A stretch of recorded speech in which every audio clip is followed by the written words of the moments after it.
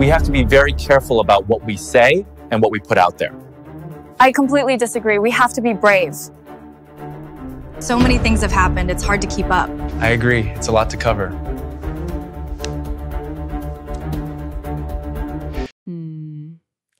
안녕하세요. 새 정부 출범. 벌써 100일이 지났네요. 시간이 정말 빠릅니다. 네, 정말 숨갑게 지나간 것 같아요. 그렇죠.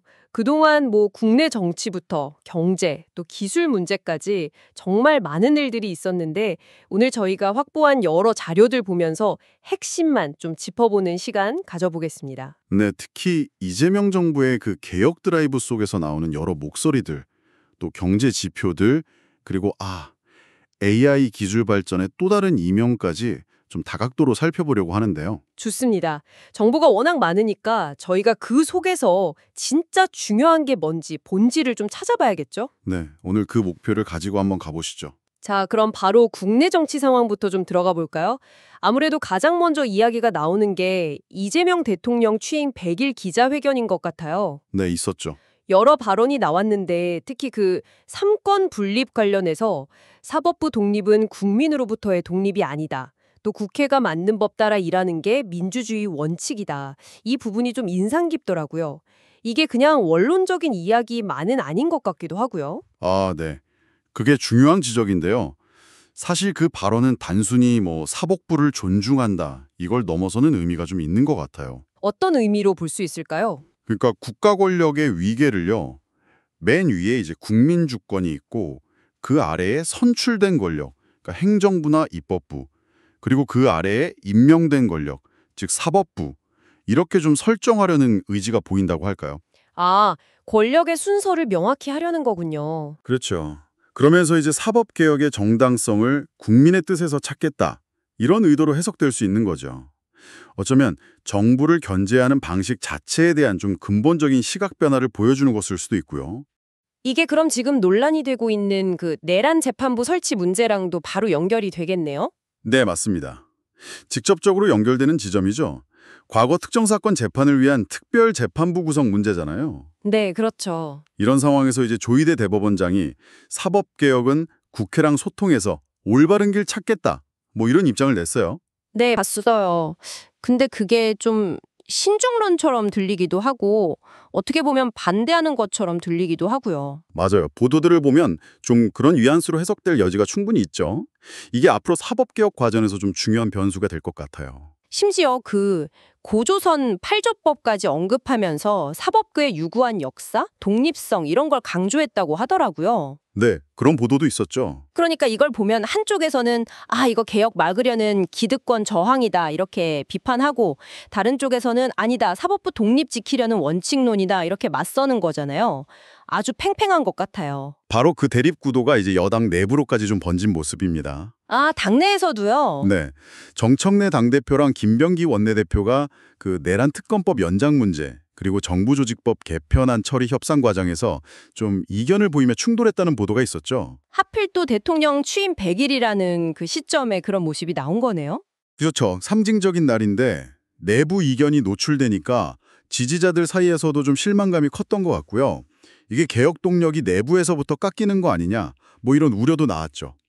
리더십이나 소통 방식에 대한 문제 제기이기도 하고요. 대통령은 근데 그 협상 내용에 대해서는 몰랐다. 그렇게 하기 바라지 않는다.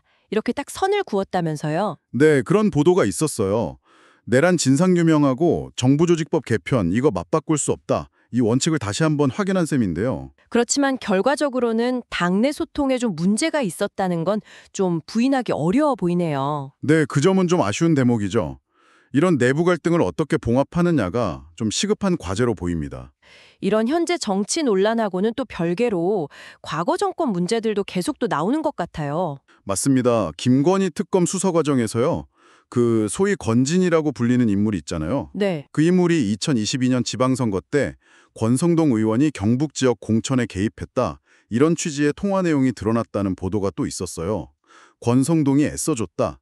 이런 식의 발언이 있었다고 하니까요. 정말 끊이지가 않네요. 새 정부가 풀어야 할 과거 숙제가 여전히 많다는 걸 보여주는 것 같습니다. 네, 그렇죠.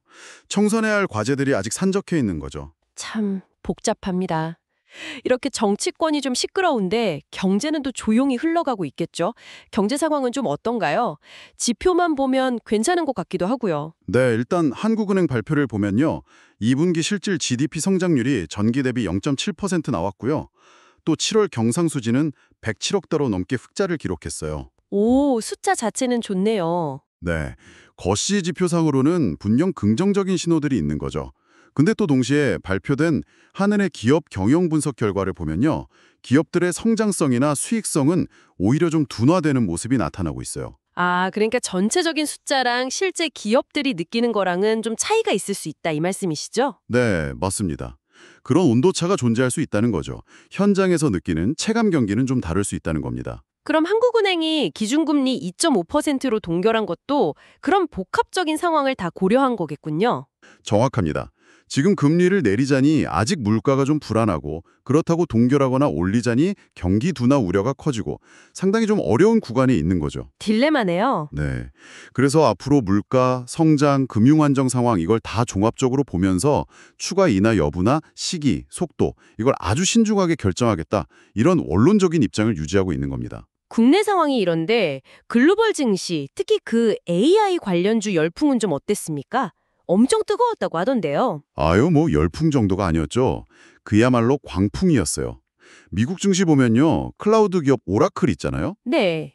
여기 실적 발표에서 AI 관련해서 대규모 계약을 공개하면서 주가가 하루 만에 무려 36%나 폭등했습니다. 와, 36%요? 하루 만에요? 네, 덕분에 뭐 다우, S&P 500, 나스닥 할 것 없이 3대 지수 전부 사상 최고치를 다시 썼죠. 이게 이제 AI 인프라 투자가 정말 본격적인 궤도에 올랐다. 이런 강력한 신호로 시장이 받아들인 거예요. 아, 그래서 엔비디아나 다른 반도체 주식들도 다 같이 올랐겠군요. 네, 맞습니다. 엔비디아, 브로드컴 이런 반도체 섹터 전반이 아주 강세를 보였죠.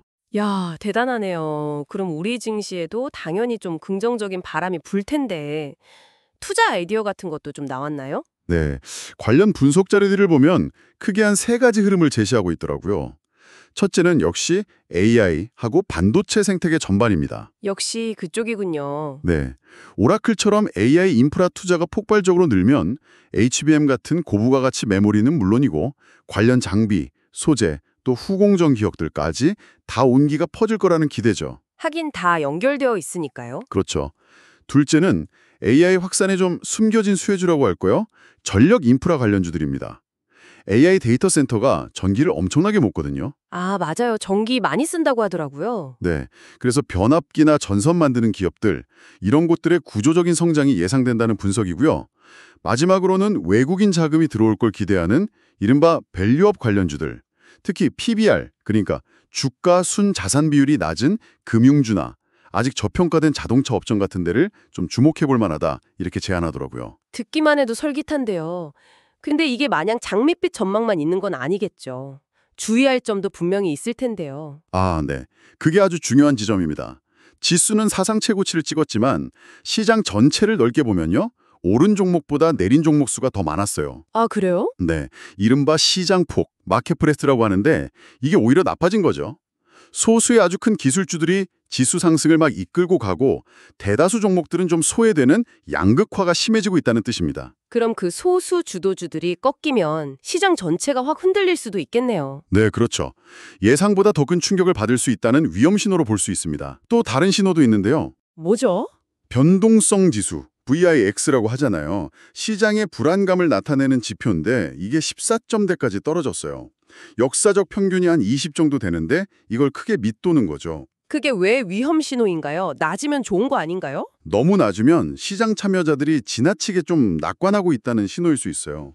에이, 별일이 있겠어? 이렇게 너무 안심하고 있다가 예상치 못한 악재가 딱 터졌을 때 오히려 더 큰 변동성 쇼크가 올 수 있다는 경고로 해석될 수 있는 거죠. 아, 너무 안심하는 것 자체가 위험일 수 있다. 일리 있네요. 네. 그리고 국제유가나 구리 같은 원자재 가격 상승도 좀 변수고요. 이게 기업들한테는 원가 부담이잖아요. 결국 중요한 건 가격 결정력. 그러니까 원가 오른 만큼 제품 가격에 얼마나 잘 반영시킬 수 있느냐, 이게 핵심이 될 겁니다. 결국 AI 열풍 속에서도 진짜 실속 있는 기업을 잘 골라내는 게 중요하겠네요. 옥석 가리기. 그렇죠. 그런데 한국은행에서도 AI가 실제 생산성에 얼마나 영향을 미치는지 좀 흥미로운 연구 결과를 내놨더라고요. 국내 근로자 5,500명 조사했더니 생성형 AI 쓰면서 업무 시간이 평균 3.8% 줄고 잠재 생산성은 1% 늘었다고요? 이거 꽤 구체적인 숫자인데요. 네, 맞습니다. 그냥 막연하게 AI가 좋다더라, 이게 아니라 실제 우리 경제 구조에 미치는 영향을 이렇게 정량적인 데이터로 보여줬다는 점에서 상당히 의미 있는 연구라고 생각합니다. 잠재 생산성 1%면 이게 작은 숫자가 아니죠. 그렇죠. 이게 쌓이면 무시 못할 수준이 될 수 있죠. 한국은행이 이 외에도 자율주행 택시 도입이 기존 산업에 미칠 영향이라든가 아니면 온라인 플랫폼 성장이 지역 상권에 주는 변화 같은 거 있잖아요. 네. 이런 기술 발전이 가져올 여러 사회 경제적인 파급 효과에 대한 분석 보고서도 꾸준히 내놓고 있어요. 그러니까 기술의 밝은 면만 보지 말고 그 이면에 있는 과제들도 좀 균형 있게 보자, 이런 메시지를 계속 던지고 있는 셈이죠. 네, 그 균형 감각이 참 중요한 것 같습니다.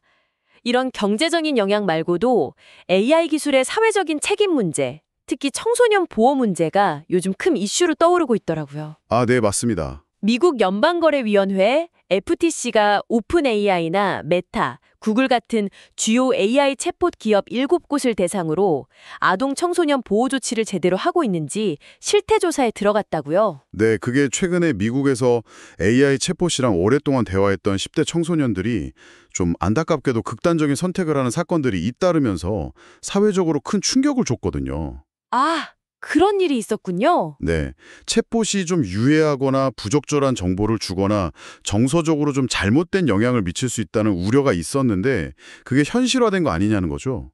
그래서 피해자 유족들이 챗봇이 자살 방법을 구체적으로 알려줬다거나 아니면 감정적으로 너무 의존하게 만들어서 정신건강에 악영향을 줬다, 이러면서 오픈 AI나 캐릭터 AI 같은 기업들 상대로 집단 소송도 제기한 상태입니다.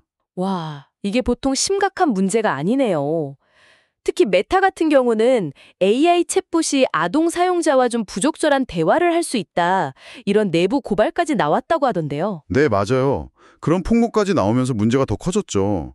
기술 개발 속도는 정말 빠른데 그에 비해서 윤리적인 문제나 안전장치 마련은 좀 뒤처지고 있는 거 아니냐, 이런 비판이 나올 수밖에 없는 상황인 것 같습니다. 그래서 연방 상원에서도 조사를 시작했고 44개 주 법무장관들도 나서서 기업들한테 아동 보호 강화하라고 요구했다고요. 네, 맞습니다. 상황이 심각하다는 공감대가 이제 미국 사회 전반에 좀 형성된 거죠.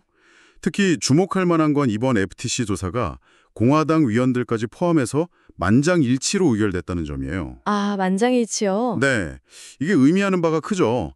초당적으로 AI 산업에 대한 첫 번째, 아동 중심 윤리 규제가 필요하다, 여기에 공감했다는 뜻이니까요.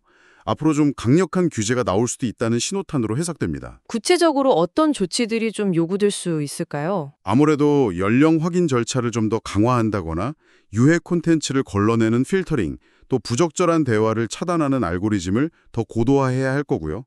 그리고 부모 동의 없이 아동 데이터를 수집하거나 이걸 또 AI 학습에 활용하는 걸 금지하는 것, 이런 것들이 아마 핵심 요구사항이 될 것으로 보입니다. 기업들 입장에서는 기술 개발 경쟁도 치열한데 이제 이런 안전이나 윤리 문제까지 신경 써야 하니 압박이 크겠네요. 네, 그렇죠.